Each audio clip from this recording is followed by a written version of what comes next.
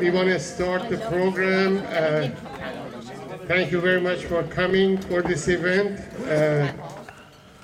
Before we start our program, regular program, I just have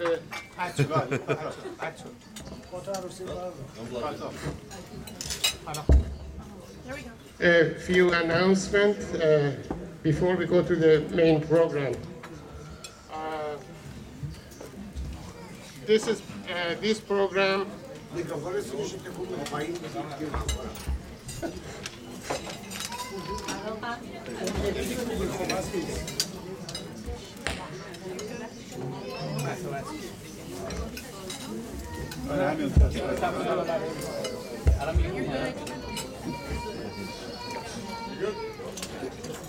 You're good. Okay, this program organized by the Iranian Cultural Association. Iranian Cultural Association is an organization that's been in this area for the last 32 years. We had every week, every Monday, we have a meeting for the last 32 years. And most of our program is in Persian language. But once in a while, we have also programs in English, inviting speakers from different parts of life to come here and talk to us about their experiences. I'm just announcing the next week program of the Qanun, which is going to be in the school. The next week program is Mr. Azami, one of our members, talking about movement of Babiye movement in the Qanun. Also on 19 of October, Iranian Left Alliance commemorating the 32 years of massacre of Iranian political prisoners by the Islamic regime of Iran here in the school, in the James Madison school. We commemorate and remembering the more than 4,000 people was executed in the Islamic jails. So every year we remember this event. Let me introduce you to our speakers and performer tonight. Okay. Lisa Sullivan here, grew up in Oklahoma and Virginia, has been living in Latin America since she was in college. She worked for 21 years as a Catholic lay missioner with Mary Knoll, where she raised her 3 children in Cochabamba, Bolivia, and Barquisimeto, Venezuela. Since 2006, she has been the Latin America coordinator for the School of America Watch. The role has taken her to almost all the Latin American countries, where she has met with numerous Latin American presidents and human rights activists in effort to shutter the doors of the School of the America, a U.S. Army military training school that has graduated the majority of the dictators and human rights abusers on the continent. But Lisa's passion continues to be her adopted Venezuela, and especially working with the children and youth of her community with music. She and ladies have led over 30 U.S. delegations to Venezuela, recognizing the importance of sharing with the world the real face of Venezuela's transformative Bolivarian revolution, a social and political process that has brought a new sense of dignity and pride to their neighbors. Also,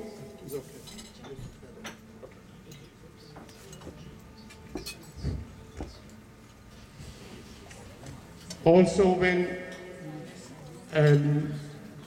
we went to Venezuela with my spouse in June and July, Lisa and Ladies was our tour leaders, taking us to different parts of Venezuela and seeing us what's going on in Venezuela.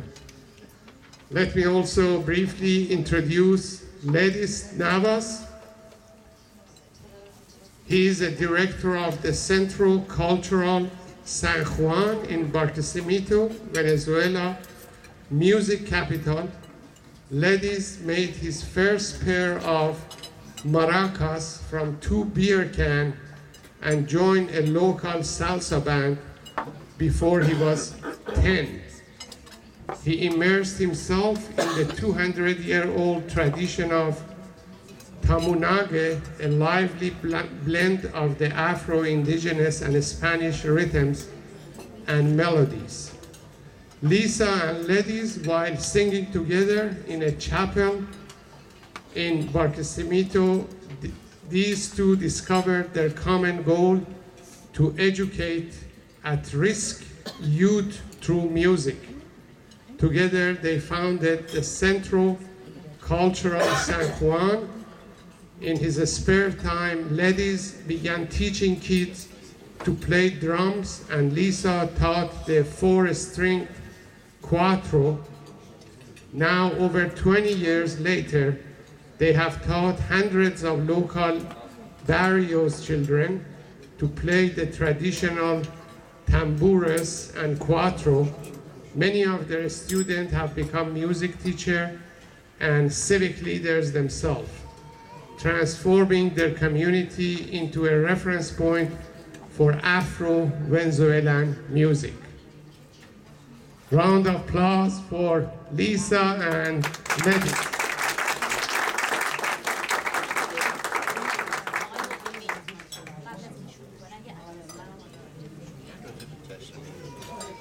Okay, go ahead.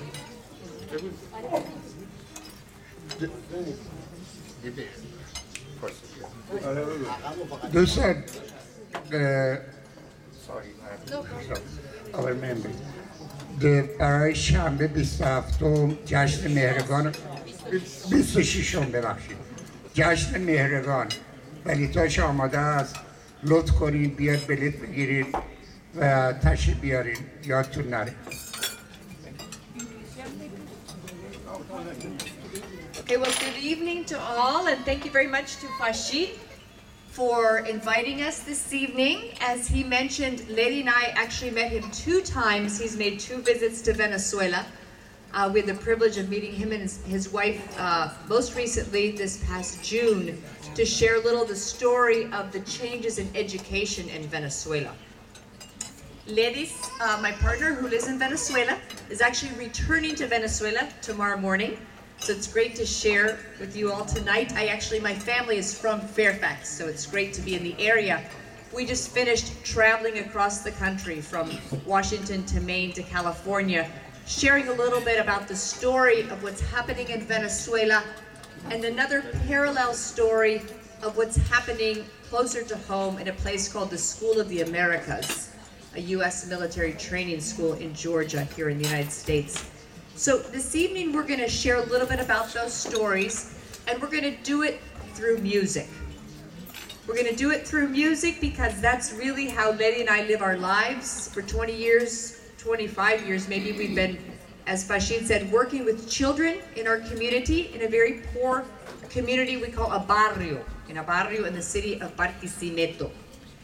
And it's been a wonderful journey to see how children of any age, with any resources, with or without resources, have extraordinary musical talent, and to help them discover that talent. So Fashid has seen our kids play. Usually we have about 40 drums going, so it's not really what it feels like when you're in Venezuela. It's just Lady and I, but we hope to share some of that spirit.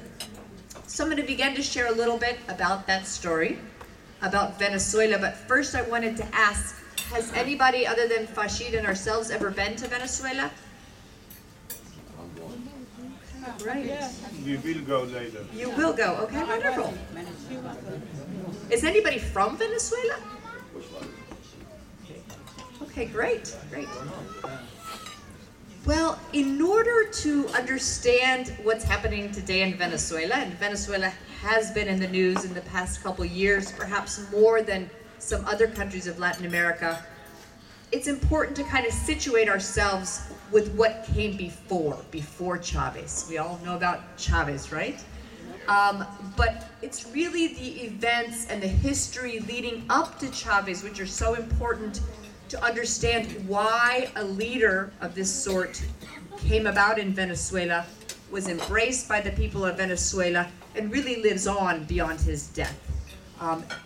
He's of course very questioned, especially in the United States, but as many of you know, things look different from the inside. And so we're really gonna share a story from the inside. And from the get-go, I'm gonna say, everybody has their own particular lens that we use. And my lens and Ledi's lens is a particular one. It's a lens really of the poor of Venezuela, of the majority of the people who really were poor until recently and still live very humbly. We have lived and worked in the barrios, in the poor communities of Venezuela for many years. And so, again, this is probably the majority of Venezuelans, but it's not the voices we often hear in the New York Times or the Wall Street Journal or the Miami Herald or what have you. So thank you in advance for listening to this story. I first want to share a little bit about kind of what the situation was before Chavez even came on the scene. And in Venezuela of the 1970s shared something a lot with Iran. Venezuela has a lot of one particular thing. What is that one thing Venezuela has a lot of? Oil. Okay. If Venezuela only had sugarcane or coffee or cattle, its story might be different. But it has oil, as does Iran. And so what happens in Venezuela is really noticed, especially by the US and the powers that be, of course. Venezuela had oil from the early 1900s, and in the 1970s actually nationalized their oil. But the company, the nationalized company of oil, rather than redistribute that oil to the country or use it for different programs, really kept the majority of that resource largely in the company. And so we saw a country in the 1970s with tremendous oil resources and at the same time, tremendous poverty. What a contrast, and yet I'm sure that's been the situation in other places. So in the Venezuela of the 1970s, there was especially a rush into the major city, which is Caracas. And because Caracas is a city of many hillsides, the people coming in, fleeing the countryside, because there was no longer jobs or agriculture, oil was the boom, found that there was no available land or housing, so they built their own homes on the sides of these hilltops that dot the whole city of Caracas. And as Fashid can testify, all of Caracas are these hillsides, and they're filled now with homes mostly made of tin and made of cardboard. And so we're going to share a story, we're going to share a song actually that tells the tale of this Venezuela in the late 1970s. It's by singer-songwriter Ali Primera, and it's called Roofs of Cardboard. And it basically says, how sad is the sound of the rain on the walls and the roofs of cardboard and tin. How sad is that sound? And it compares the lives of the poor, who in these years were about 80% of the population. About 80% of Venezuelans in the 1970s, the 1980s were poor, categorized as living in poverty. So it shares their tale compared to the tale of those who have a lot of wealth. And so it's a song with a lot of emotion. And Ledi's going to play the cuatro, the 4-string traditional instrument from Venezuela. He's from one of these barrios in Caracas, and so it means a lot to share this song.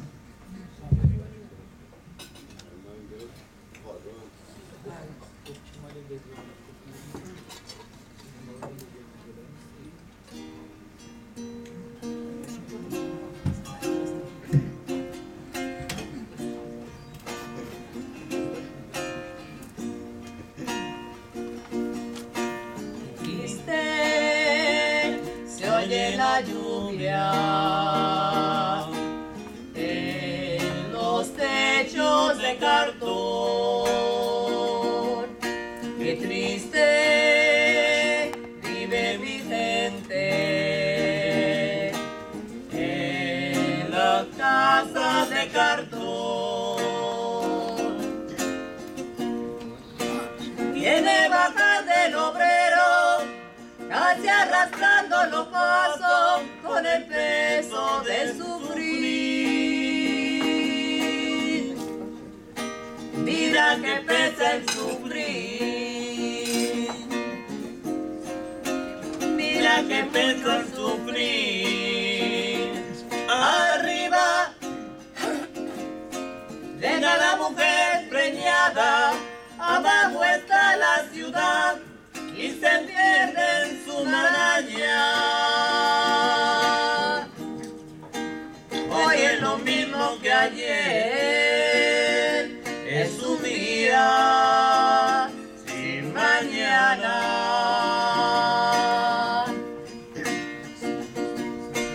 Niños color de mi tierra, con sus mismas cicatrices, millonarios de lombrices.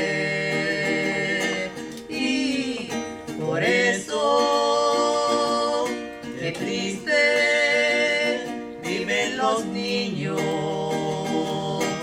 en la casa de cartón. Qué alegre viven los perros,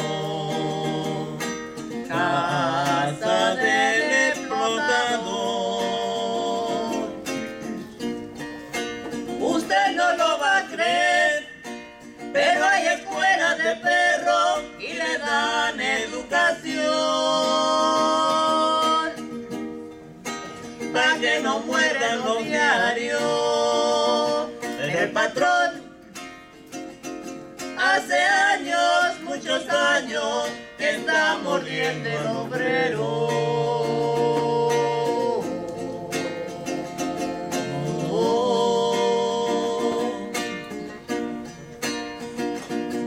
Qué triste se oye la lluvia en la casa de cartón. Qué lejos pasa la esperanza en la casa de cartón.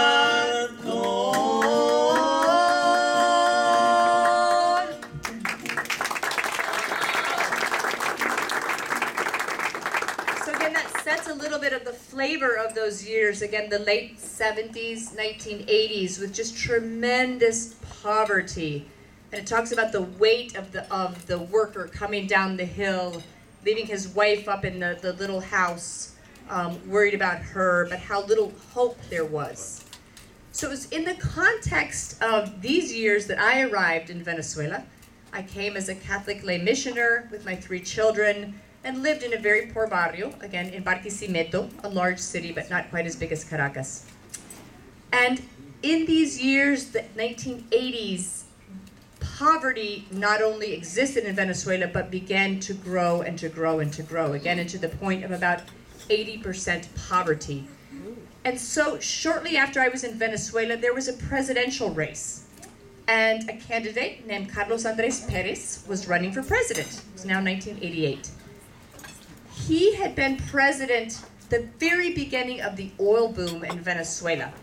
And so people thought, aha, when this guy was here, there was a lot of money. So if we elect him, more money, right?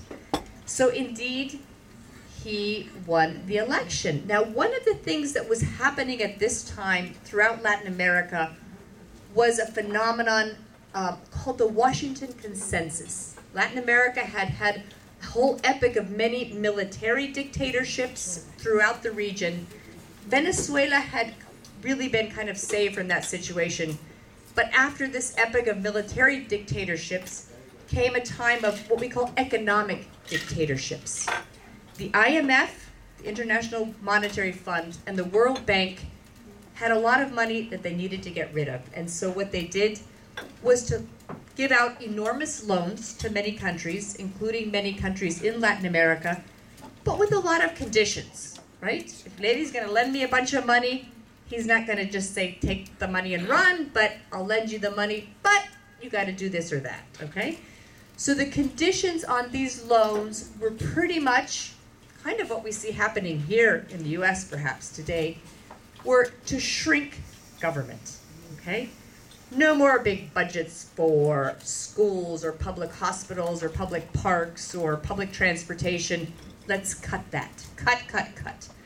And so during this presidential race, this candidate, Carlos Andrés Pérez, promised that he was not going to kowtow to the World Bank and the IMF. He said, no, no, no, no, no. I'm going to defend the people of Venezuela. I'm not going to bow down in the face of what the IMF and World Bank are demanding. Well, soon after he was inaugurated, he kind of changed his mind and started precisely doing what they were asking. And one of the things he did very early on was to raise the price of public transportation by raising the price of oil. And so not even a month after he had been elected, one Monday morning in February, after he'd been inaugurated, February 1989, people went on the street to go to work one Monday morning. It usually costs 4 bolívares to take the bus, but all of a sudden, it cost 8 bolívares.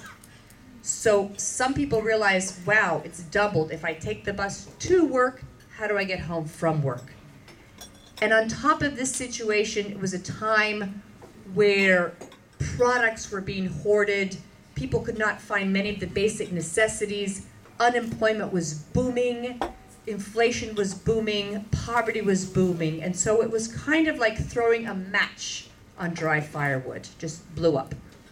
And so what people did, they first of all spontaneously started to throw rocks at some of the buses. And then they started to burn the tires of some of the buses. And then they started to throw rocks at the stores. It was just an anger, just unleashing that anger. And it just took off throughout the city of Caracas until it was just widespread, really kind of madness, looting, just people on the street. So the government panicked, and what they did was to turn the army into the street and basically say, shoot to kill, whatever you see. Well, the army of Venezuela was quite different from many of the armies of Latin America. Many times in Latin America, to have a son in the army was a very prestigious thing. But in Venezuela, it was kind of like having a son who's a policeman, a good job, but wasn't really a job of the elites. And so the military were called into the streets to shoot. They did. We now know, many years later, we were able to count the dead. About 3,000 people were killed between February 27th, February 28th of 1989. That event is now called the Caracazo. At the time, even if those of us living in Venezuela didn't know fully what was happening, when the newspaper came out the next day, our newspaper, fully half of the paper was whited out. It was just entirely white. Whatever article had explained what had happened had been censored by the government. It wasn't until many years later when the organization I was part of, Marinol, was part of an effort to literally dig up the graves. Many people were dumped in mass graves, identify and count the bodies, and that's how we know it was about 3,000. At the time, we knew that many were killed, and this had an extraordinary impact on Venezuela in many ways. One was on the military. The military began to feel, wait a minute, we're really being used by these elites who are in the government to repress our own people, to repress our neighbors, our brothers, our cousins, people with whom they identified. And so they felt used. So it is at that point that a group of young officers in the military, among them a young lieutenant named Hugo Chavez, began to meet to question what their role was and how they were being used. And that was the beginning of something we saw later reveal in a few years later. But it was also the time in which the people of Venezuela stood up in a very unorganized, chaotic way, but they stood up to what we would call at that point the neoliberal agenda.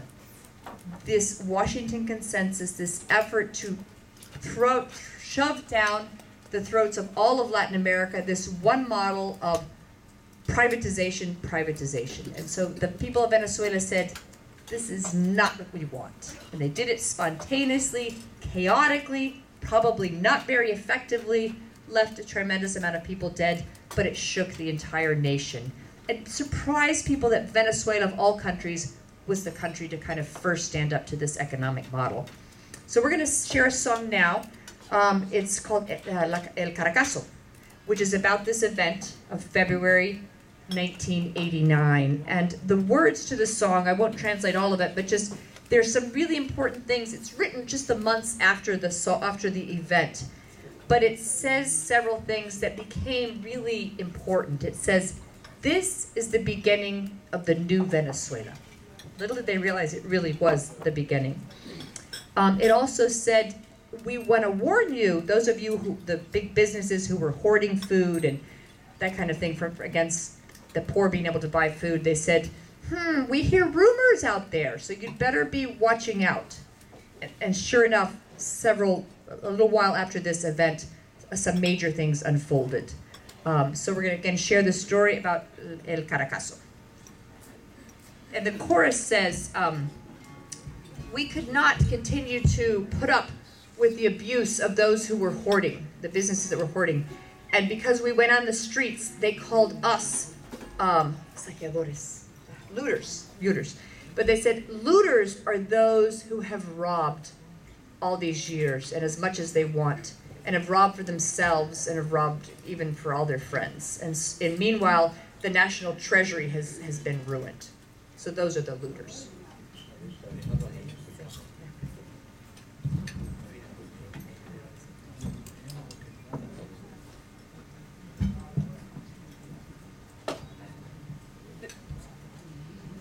Sorry. This rhythm is called golpe. And it's a rhythm, lady had lived in Caracas and later moved to Barquisimeto. And this is the traditional rhythm of this part of the country.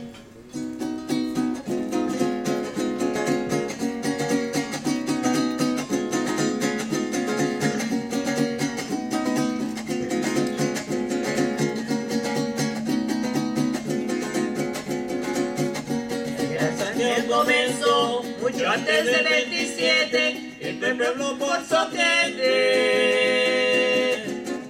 le dieron como parejo, hicieron el plan de machete, y así comienza la historia de la nueva Venezuela, donde quedó demostrado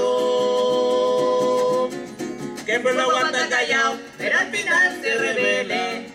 No pudimos aguantar el abuso de los acaparadores y por salir a la calle nos llamaron saqueadores.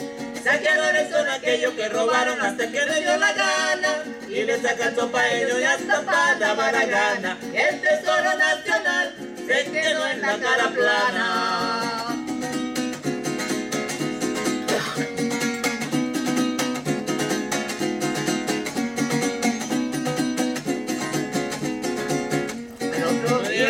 Hechos, andaban como asustados, diciéndole al pueblo alzado que tiene mucha razón en reclamar sus derechos. Se dieron cuenta enseguida que es peligroso ese juego de acaparar la comida. Con la barriga vacía, nadie se acuerda de miedo. No pudimos aguantar el abuso de los acaparadores y por salir a la calle nos llamaron saqueadores. Saqueadores son aquellos que robaron hasta que les dio la gana y les sacan sopa a ellos y hasta para la gana. Y el tesoro nacional se quedó en la cara plana.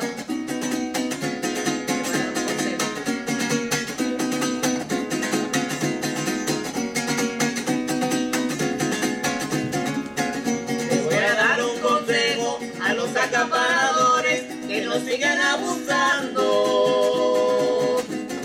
porque los están cazando, por eso escuchan rumores. Aunque le vuelvan un fleco, el perro sufre y aguanta, porque como un cuero seco. Si lo Si lo piensa por un lado, por el otro se levanta. No pudimos aguantar el abuso de los acaparadores y por salir a la calle nos llamaron saqueadores.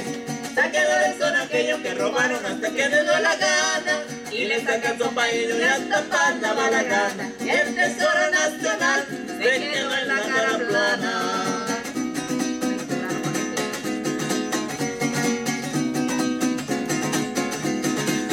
Con el fulano paquete nos vaciaron los bolsillos, se comieron el sencillo. No quisieran esconder si fue el otro 27, si el otro 27, las cosas van a cambiar, el pueblo no va a aguantar. Que lo vuelvan a callar, a plomo en plan de machete. No pudimos aguantar el abuso de los acaparadores y por salir a la calle nos llamaron saqueadores. Saqueadores son aquellos que robaron hasta que les dio la gana y les sacan sopa a ellos y hasta panda va la gana. Y el tesoro nacional se queda en la cara plana.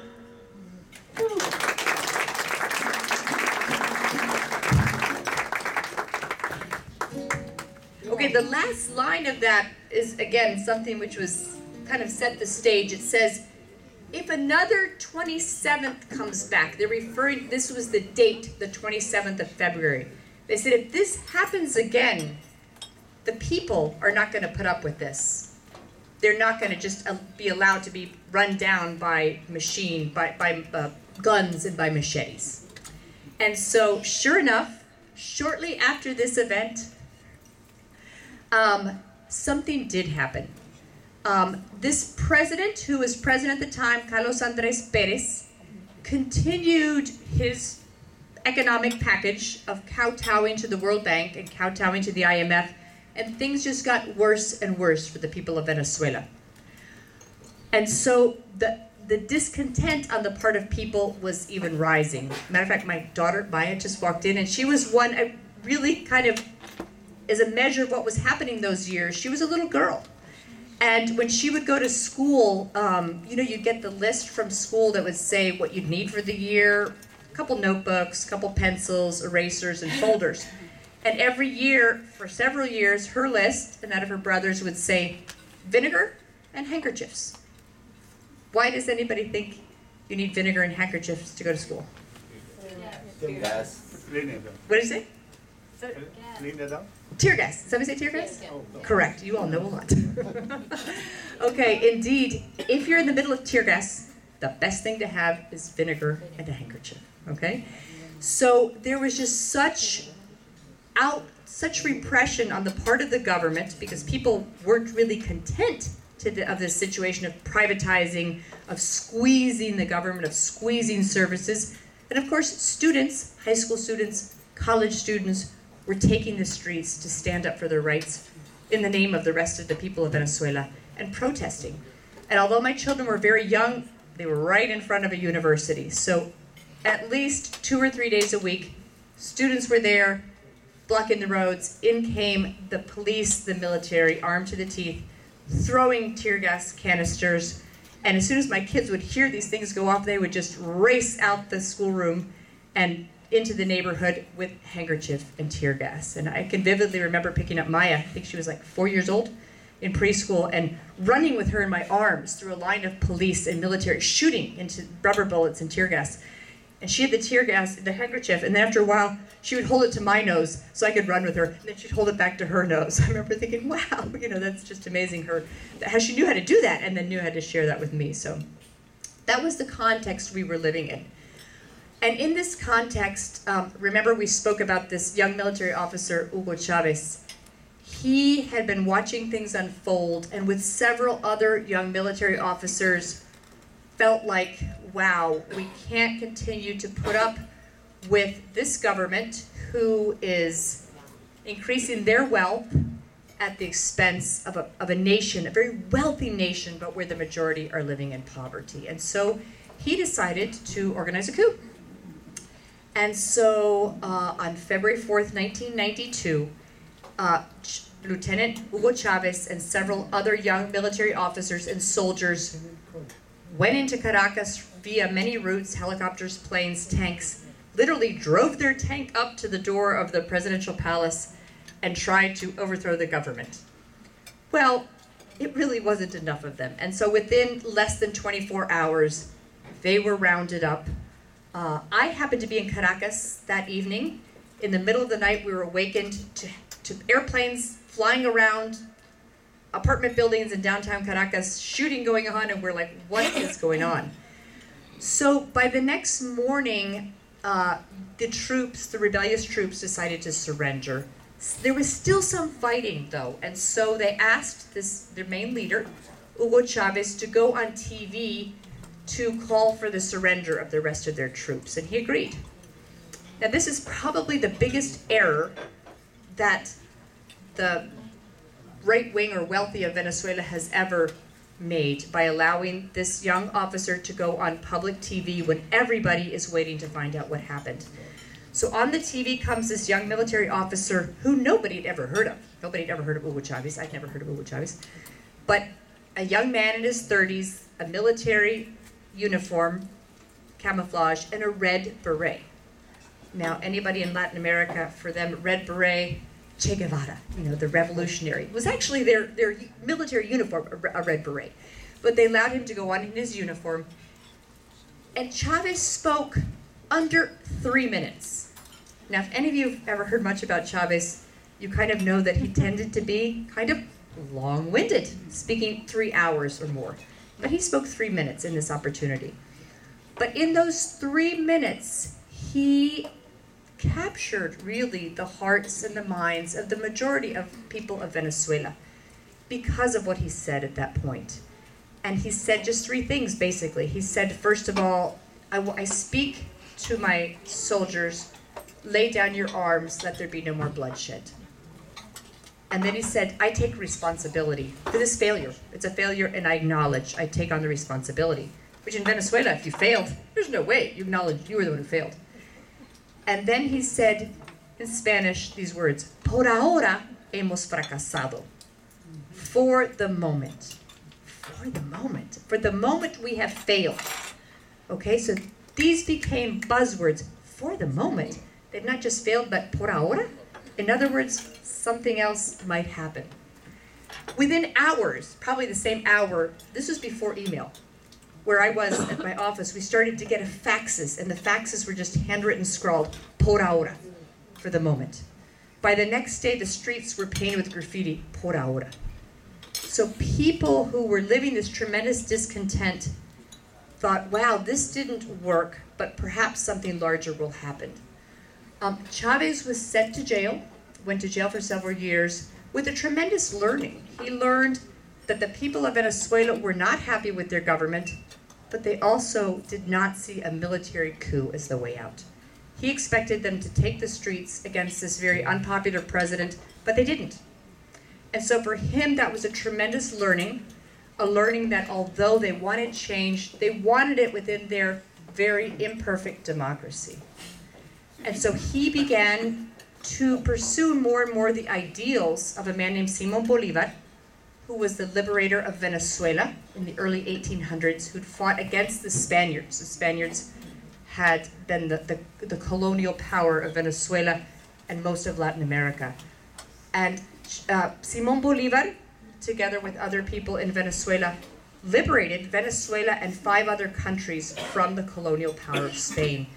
But he was also quite an interesting leader, and so Chavez began to study his thoughts, especially about a new concept of participative democracy, and also about a concept of a united Latin America. Because Latin America is a tremendously large area with pretty much a common language and common culture, but divided into about 20 different countries. And so this vision of a united Latin America began to guide Chavez while he was in jail. So meanwhile, here we are, the people like, wow. I remember I went to the store just hours. It was a state of siege, it was called. And I went to the store in a middle-class area right after this coup, this attempted coup. And the people in the store were talking, and they said, who is this guy, Chavez? And one woman said, I don't know, but he sure has guts, doesn't he? And everyone was like, yeah, you know. So he kind of captured people's imagination, people's respect in some ways for trying something against this very unpopular government. But But again, he went to jail. Meanwhile, Venezuela's imperfect democracy kind of worked. A few years later, Carlos Andrés Pérez was actually impeached on charges of corruption. But before I continue that story, we're going to share another song. Oh, maybe Maya wants to join us. Yeah. We're going to do an aguinaldo? Okay. We just bring a chair too, probably. This during these years is when I met Levi. Maya was little, and it was years of tremendous, what we call the social movement, the popular movement. People began to realize it's really on us to make things change, and so what we're going to do is start changing our communities to look what we would like our nation to look like. And so there was a tremendous amount of organizing, involvement, cultural groups, women's groups, children's groups, you name it. And so it was a real flowering of the grassroots. It was a really beautiful time. And during this time I met Levi, my oldest son, my oldest brother, wanted to learn to play the cuatro. And he's left-handed like me. And he had a hard time learning, and so I said, well, if you want, I'll try to learn to play it, so we'll learn to play it together. So it took me a long time to learn to play this.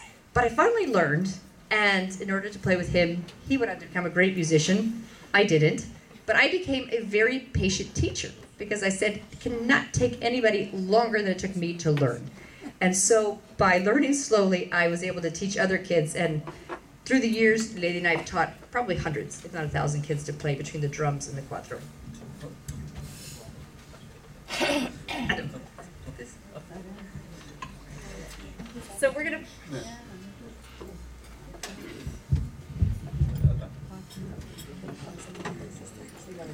So we're gonna play three verses of a song called "Viva Venezuela," Long Live Venezuela.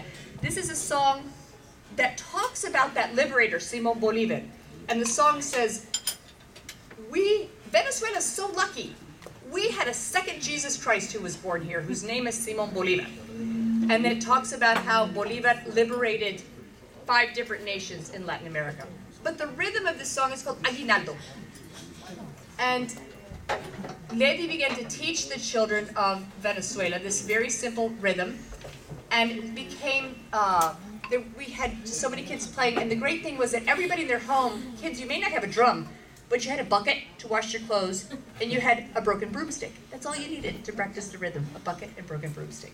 And so kids would practice this rhythm, and it was a rhythm we would sing especially during the Christmas season. And there were just beautiful celebrations. I had come from a country here in the States where Christmas is cold and quiet. You know, you sing Silent Night, Holy Night, and you're all so cozy. Well, in Venezuela, it's like, bring out the drums, bash the drums, get out the fireworks, Jesus is born, you know.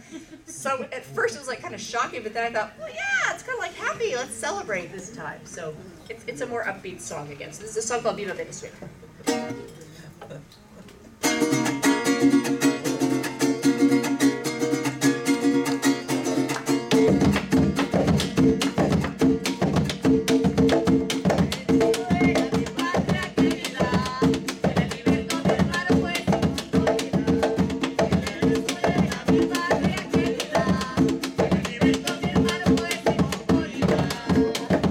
Gracias a la providencia,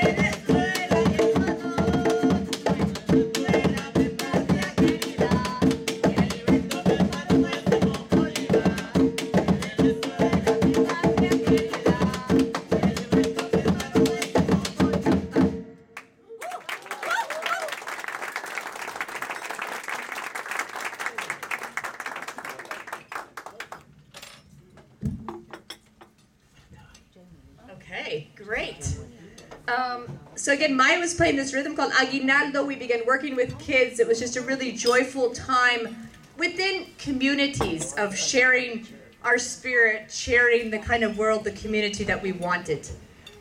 So in that context of these years, meanwhile we have Chavez in jail, there was another election that took place after this unpopular president was impeached, and a man named Rafael Caldera won the presidency. And one of the reasons that he won was that he promised to pardon Chavez and release him from jail if he won. And Chavez, although he was in jail, was becoming increasingly popular and a hero even in jail. And so indeed, Caldera wins the presidency, follows through, pardons Chavez, and Chavez begins to travel throughout the country. These are the years of the early 90s, the mid 90s. Just want to share one other thing about Maya. Remember I talked to you about the por ahora, the time of something is going to happen for the moment. She was probably, I don't know, 4 or 5 when that happened. And many years forward, when she applied for college and had to write an essay about herself, she wrote an essay about growing up in the time of por ahora. Because see, these words, something is going to happen, something bigger is going to happen, is what really dominated the whole public scene. So here we were in communities doing a lot of organizing, community work, but knowing that something larger really had to happen to change the situation, to change the increasing poverty. And so as Chavez begins to travel the country, he begins to deepen the ideas of Simón Bolívar. And together, as he visited people, came up with a new concept, which was, yes, we need to change this system pretty completely. It's not working for the majority of people. We have a lot of oil, but people are poor. Something's not right here. But not through a coup, through democracy, but through a radical change. And so the concept was, what if we refounded the nation? What if we wrote a new constitution with the people, and in it put how we do envision a society that would work? And so this was the concept that Chavez began to share and then began to campaign on. He decided he would run for president that following presidential election. And so at first, as he began to become a candidate, everybody thought, like, there's no way. It's like here. I mean, you've got 2 parties. So like Fashid has great ideas, but yeah, right, he's going to be president. No matter how great his ideas, no chance, right? You don't have a party. So that was the feeling with Chavez. Great ideas, but there's this political system with only 2 parties. But he began to get more and more and more popular in the polls, to the point where about 10 days before the election, the other 2 political parties, like Venezuela's version of the Democrats and the Republicans, realized this guy could win. So we better get together, the 2 of us, and just have one candidate, and that's the only way to beat him. So 10 days before they announced, whoever votes for either of these parties, it's actually going to go for just one of us. And they decided among them who would be the candidate. So elections are held, and in spite of this, Chavez wins. This is December 1998, and won by 54% majority against the other 2 major political parties. So this was quite extraordinary for Venezuelans. And for me, I was pretty shocked too. And I'll be honest, at that time, I didn't really like Chavez. All I knew about him was he was a military guy. He tried to overthrow a president militarily. My whole life I'd been a peace activist. And so I remember watching my kids the night of his election, and they're cheering and laughing and jumping up, and I'm like, what's that guy? He's like talking, he's been talking for an hour, 2 hours, 3 hours. And they're like, Mom, it's so interesting. These are kids, elementary school kids. Come and listen. So I still really wasn't on board for quite a while. But something interesting did start to happen, and that was that Chavez put out the idea of this constitutional assembly of rewriting the Constitution, refounding the country, but with the input of people. And so there was first a referendum. Do you want a constitutional assembly? Yes or no? That won by about 70%. Then a constitutional assembly was elected. But instead of them debating this new constitution in a vacuum, the question was put out for about 6 months, send us your ideas. What should go in this constitution? And people started gathering, thinking, writing, and sending these ideas.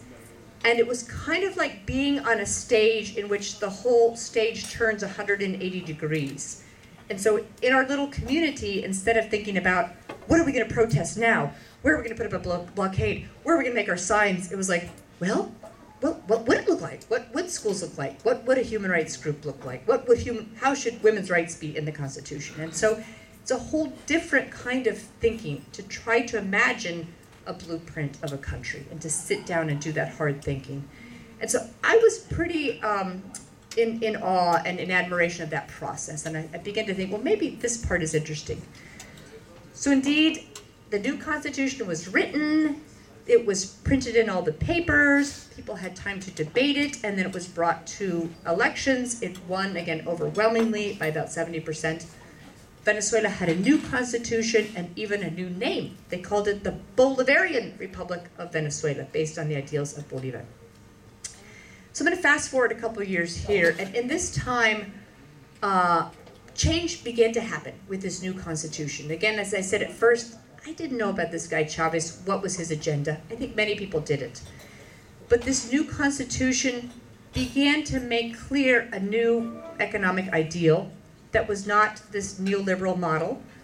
It was a model in which it envisioned the resources of Venezuela as being the motor to really deal with social transformation, a country that had so much poverty, lack of education, healthcare, etc. So this new constitution affirmed the nationalization of Venezuela's oil and made sure that these resources began to go to Venezuela's social programs. It also began to question big, huge landownings, people who held mega amounts of land but had no titles and didn't produce. And so there began to be some new laws that began to make those who had a lot of wealth in Venezuela feel uncomfortable. And those who were working in the Venezuela oil company, who'd had these mega salaries, began to feel uncomfortable. When Venezuela's oil was first nationalized in 1976, 80% of the profits went back into the nation's coffers. By the time Chavez was elected 20 years later, the statistics were completely reversed. Only 20% of Venezuela's oil was going to the nation, and 80% was going back into the industry, and mostly in the pockets of those who had large salaries. So in this context, this is now 2001, 2002, there began to be some very significant opposition to Chavez growing. And within that opposition, some big marches. And so one day, on April 11th, 2002, a very large opposition march started out in the streets of Caracas. They were going to go from point A to point B. I think they would end up at a place called Plaza Caracas. But midway on the march, the leader said, no, there's so many of us, which there were, let's go to the presidential palace. Let's go there where Chavez is. He should be out of power. We should go and tell him this. So the mayor of the city said, but you don't have a permit to go there, and it's dangerous because at the presidential palace, there are hundreds, if not thousands, of Chavez supporters. This could be a potential conflict. Well, the events of April 11th, 2002, I'm not going to go too completely in detail, but if you ever get the chance to see a movie called The Revolution Won't Be Televised, it's an outstanding film. It's made by a group of Irish filmmakers who happened to be in the right place at the right time. They were making a film about Venezuela, about Chavez, and they were in the presidential palace as the coup took place, and as the coup untook place, which I'll tell you about here. So they filmed it all. So what happened is these two groups start to come together, and the TV is showing this enormous march, and they're showing these Chavez supporters around the palace.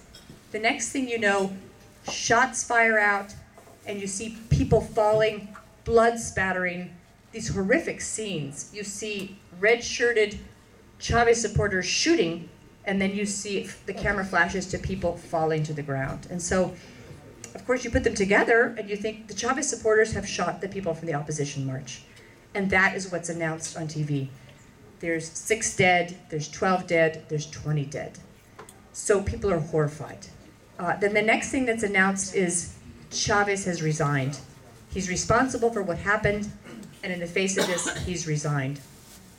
So shock goes throughout the whole country. We were all in shock of what had happened, the bloodshed, that he would be responsible for this, and that also that he had resigned. Well, the next day in Venezuela on the TV, all there were soap operas and cartoons and old movies.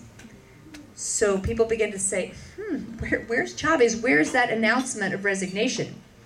Then onto the TV, all the channels are forced to show this one scene where the new leaders of Venezuela swear themselves in. So this man who we actually called Pedro el Breve, Peter the Brief, he was the head of the Chamber of Commerce. And he decided, or they all decided, that he would be the new president. So you see this scene where this guy's standing, I guess, hand on the Bible, and he's swearing himself in. He says, I am now the new president of Venezuela. And in the crowd, it was kind of crowded about as many people of you, and there were Catholic bishops and cardinals and business leaders, and everybody's clapping. And he said, and now I abolish the Supreme Court. And everybody claps. And I abolish the Congress. And everybody claps. And I abolish all the mayors and the governors. And everybody claps. So we're all watching on TV. It's like, whoa, wait a minute. Okay, Chavez resigned, but who is this guy? Shouldn't it be the vice president if he resigned? And this guy, who is he to begin with? And he's swearing himself in, and he's abolishing Congress and the Supreme Court. So people begin to think, something is not right. And where's Chavez? So meanwhile, what we now know, Chavez was taken to several military bases. He was picked up by the military, taken. And at the second military base where he was held, there's a kind of endearing story about one soldier, which shows you sometimes how one person can change the course of history. And this one soldier was typical of many young soldiers in Venezuela who were very loyal to Chavez. And he was put in charge of taking Chavez to the restroom. So he accompanies Chavez to the restroom. And he says, when they're kind of alone, he says, Mi comandante. He said, did you really resign? And Chavez said, no, of course I didn't resign. And so the soldier said, well, could you write, he gives him a piece of paper, could you write that on this piece of paper, put it in the trash can, and I'll get that out, because it's been said that you resigned. So Chavez writes at this with his long handwriting, left-handed handwriting, this note saying, I've not resigned, and I'm with the people of Venezuela always. He's then taken to the third military base on an island called La Orchila, where there's a plane waiting, which actually had U.S. license plates. But meanwhile, the soldier fulfills his promise, takes out that rumpled paper, and sends it by fax to some journalists in Caracas. Well, that fax was what brought the news that Chavez was alive and that he hadn't resigned. And so again, it was like kindling on fire. People were amazed that this had happened, that their president had been taken prisoner. And so they began to take the streets. Every city, every town in Venezuela has a Plaza Venezuela. So even my kids, my boys, are there in the middle of the night on the streets. Plaza Bolívar, what did I say? Plaza Venezuela. Plaza Bolívar. So, yeah, saying, queremos a Chavez, we want Chavez. And so what happened was, meanwhile, there's these Irish filmmakers, right, at the presidential palace, and everybody's whining and dining after swearing in the new president. And all of a sudden you see them literally looking out the window, and they see the masses of people surrounding the palace, because people had come from the hillsides. Surrounding the palace are these hillsides we sang about in that first song, Techos de Cartón. People came down who were very loyal to Chavez and said, we don't accept a coup. We're just not going to accept it, okay? Latin America is filled with coups, but this time, no. So by the hundreds, by the thousands, they began to surround the palace. And as they surrounded the palace, a really interesting thing was caught on this film, which is the young soldiers, these 18, 19-year-old soldiers who were the palace guards, they were not changed. When the new leaders came in, they changed the head guys. They didn't bother to change these young guys. But these are the guards of the palace who are very loyal to Chavez. So they see the people come, and you see these scenes where they reach out and embrace the people, right between soldier and people. And then you see the soldiers say to the people, hang on, just hang on, we're going to do something. And the next minute, literally, they rush the palace. They gather together the people who are all whining and dining and celebrating like us, right? And put them in a room, read them their rights, and said, you're under arrest now, and you're no longer in charge of this country. The generals got the word that Chavez was alive, that they'd been lied to. They sent a helicopter and brought Chavez back to Caracas. And I happened to be there in Caracas that night. It was the night of April 3rd, less than 36 hours after this coup. And it was an extraordinary scene that I'll never forget. This helicopter, 1, 2 in the morning, flying over with its huge floodlights, bringing Chavez back to the city. By now they brought up the TV channels again. People knew that this was happening. And so it was just electric. There was just an amazing moment of people feeling they did it. They undid a coup. They brought back their president. And so we're going to share this song, which talks about that moment. And it's actually called Y Bajaron. It just means, and they came down. And it just says, and they came down from the hillsides. They came down, and they came down, and they came down, and they came down. The people who were forgotten, they came down. And they're the ones who turned history around.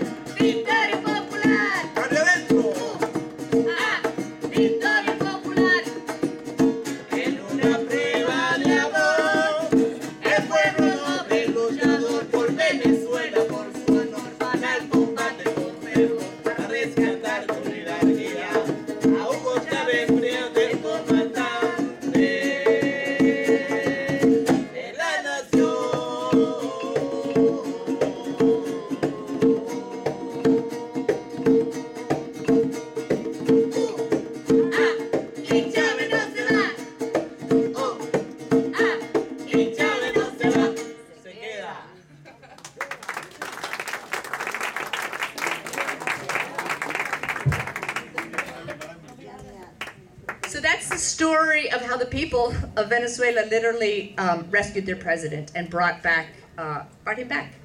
And at the end it says, popular victory, and it starts calling out the things they were calling out were the many different programs that had already started.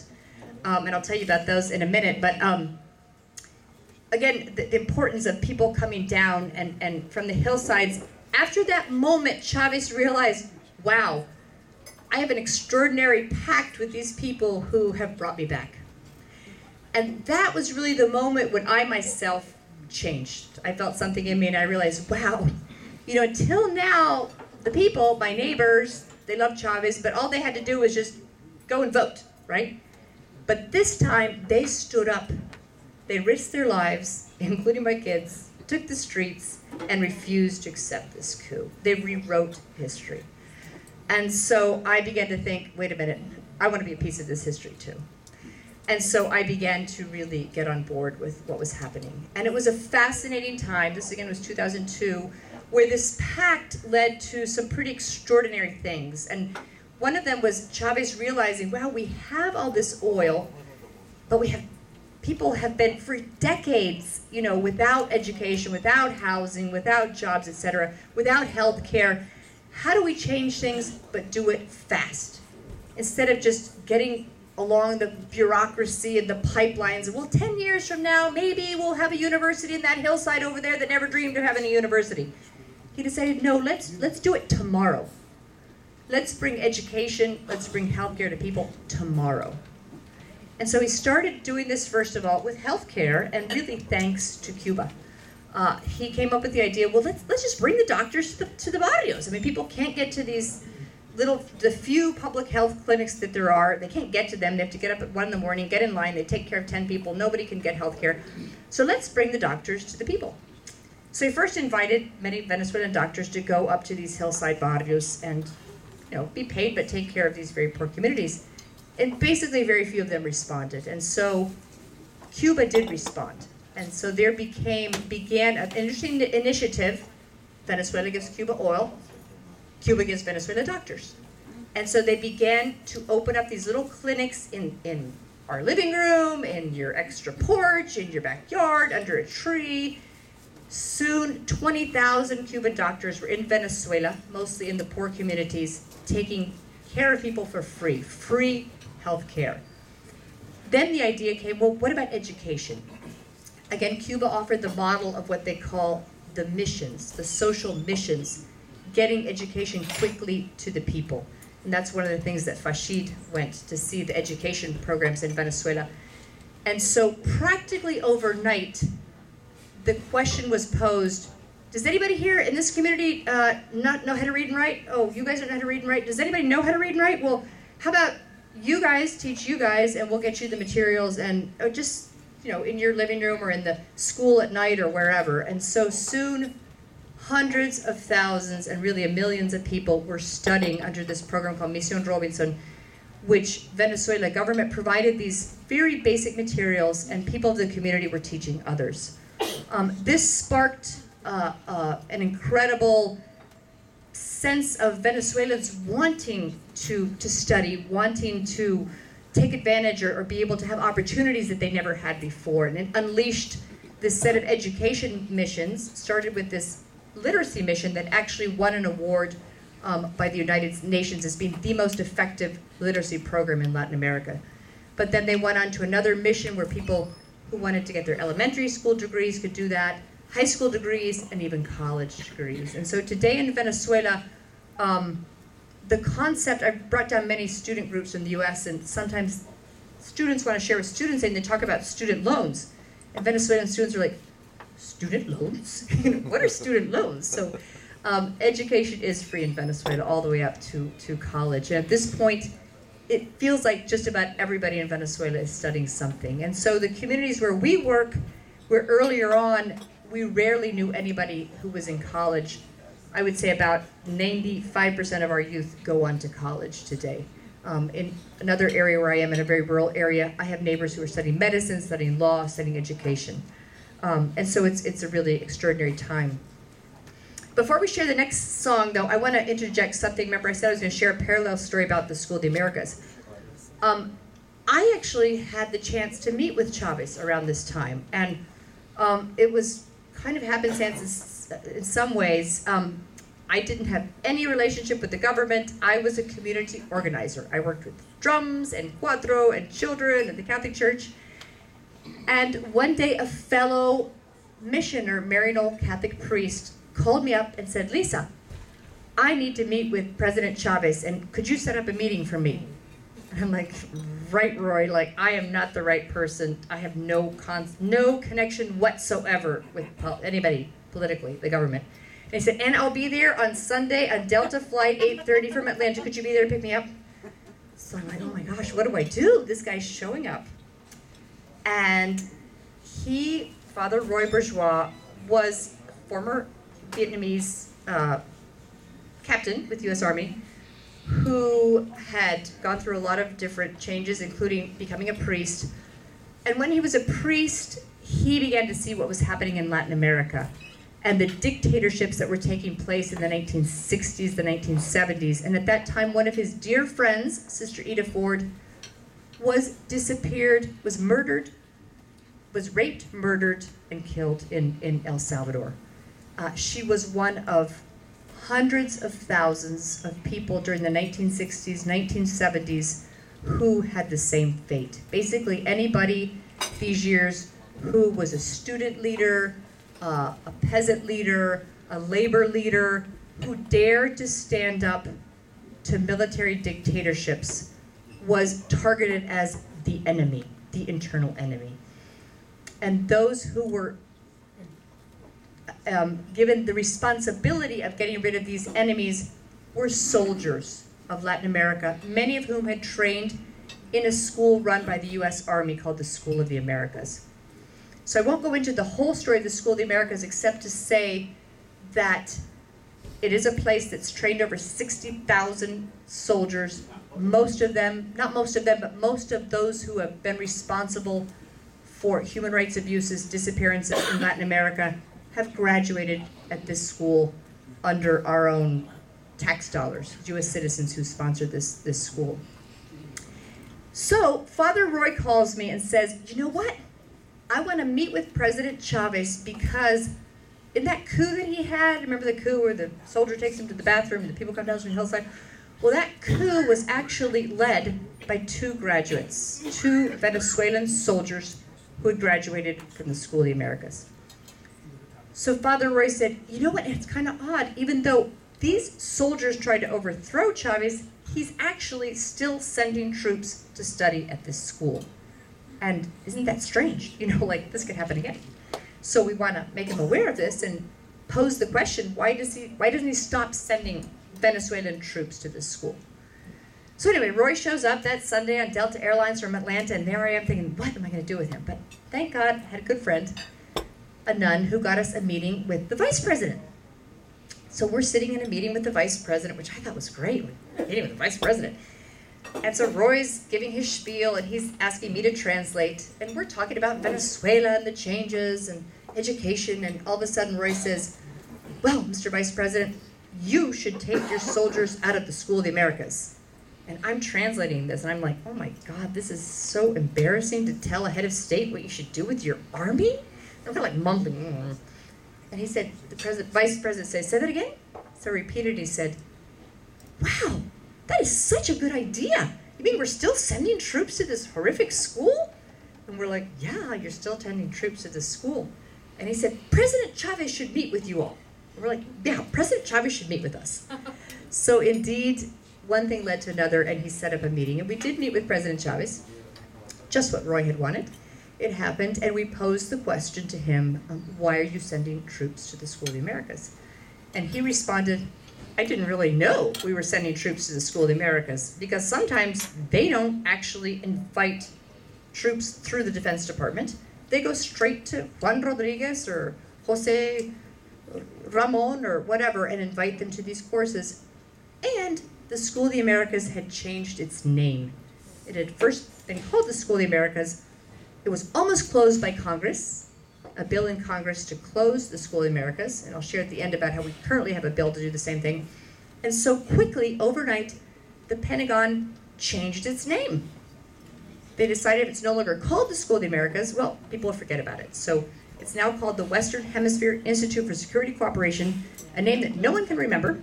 And so since no one can remember, we still call it the School of the Americas, which is a name we all can remember. And so Chavez realized he was indeed still sending soldiers. And so we had a long, anything with Chavez is long. We had a long meeting with Chavez, asked me all of my kids, and he was really quite a great listener. And he said, I'll give you my answer about this request. And so a few weeks later, he did give us his response through the vice president and said, Venezuela is withdrawing its troops from the School of the Americas. So this was quite an extraordinary moment for especially this grassroots organization in the US that's been trying to close this school called School of the Americas Watch, realizing that, wow, maybe another strategy is if we can't close this school by Congress, if enough countries withdraw their troops and there's not students, there's no members here at this restaurant, there'd be no restaurant, right? With no troops at the School of the Americas, there'd be no school. So that began this whole campaign. But it's what intersected me with Chavez. I went on later with Roy to join him. He then said to me, Lisa, we did it once, we can do it again. And I'm like, right, Roy, you don't even write a single email. How are we going to get another president to withdraw the troops? But you know that Roy who says, I'll be there, flight whatever from Atlanta, he didn't take no for an answer. So actually the past 6 years, more or less, I have spent my time traveling around with Roy to about 19 countries, and we have met actually with 8 different presidents in different ways, by hook or by crook, mostly just by being stubborn, but 6 countries have withdrawn from the School of the Americas. And so it was one example of Chavez and the Bolivarian Revolution really taking a lead of saying no to what wasn't in their benefit. And so even though the US very much wanted them to send troops, wanted this school to still control the military of Latin America, they were willing to say no. So again, that's a little bit of a parallel story. Now I've got some literature if you want to hear more about that. But right now we're going to share another song with a little bit more action. It's a song with drums called Sangueo.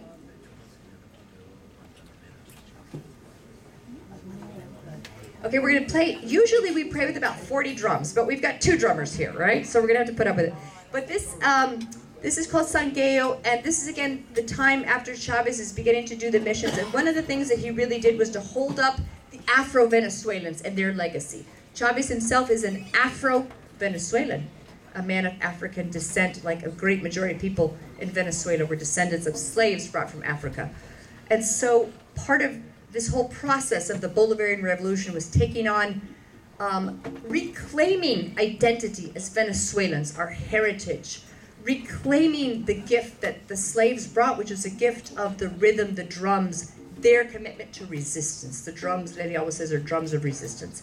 So we're going to sing a song about one of the heroes, black heroes, slave heroes who tried to organize against the Spaniards. It's called Jose Leonardo. But mostly so we can hear the beat, and if anybody...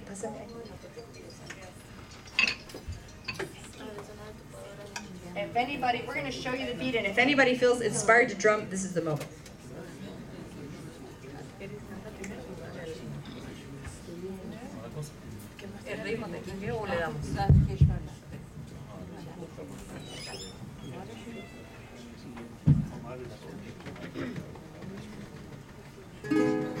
José Leonardo fue sur de negro y cacao cuando batía el melao para echar al español que después se volvió gringo y aquí lo tenemos hoy.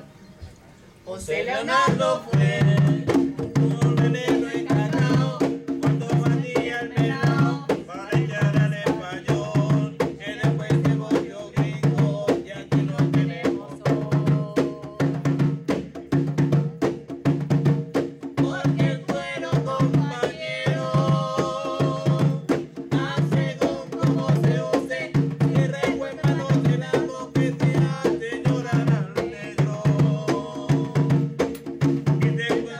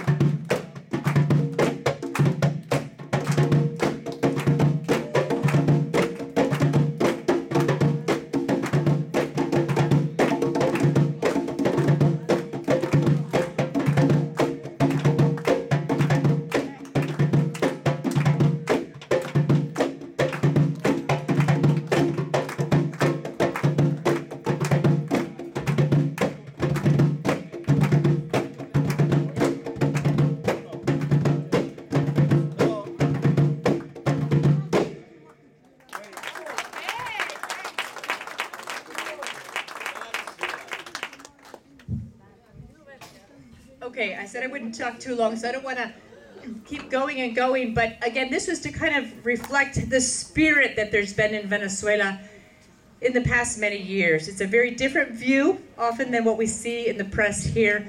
It's a spirit of a time in which people are feeling empowered.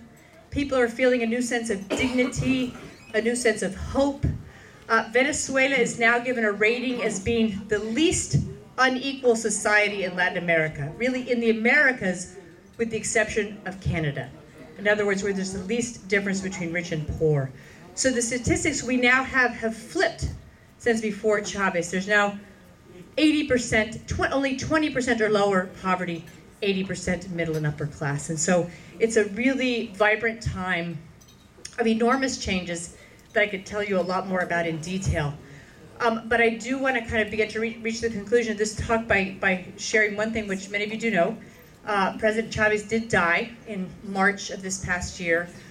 It was something that had just an incredible impact of mourning upon the whole nation. And I would say the whole nation, not only those who supported Chavez. Chavez always had people who opposed him. And I actually think it's something very healthy that a society has an opposition. It calls you to really increasingly do something better. And if anything, Venezuela has been an experiment. I also call it an experiment that the world needs. And so this opposition, even when Chavez died, he had cancer. We knew he'd probably die. I'm gonna take questions in just one sec, yeah. So when he did die, it was a shock to the nation. And I remember even crying in the arms of friends of mine who said they hated Chavez or were opposition, but they were devastated too. So we really knew a hero had passed, a man who had loved his country perhaps like no other. So we're just going to share a last song. It says, the words of the song says that Chavez lives on. He will live. His legacy is eternal, his love. And then I will take some questions. So just want to say this one last song.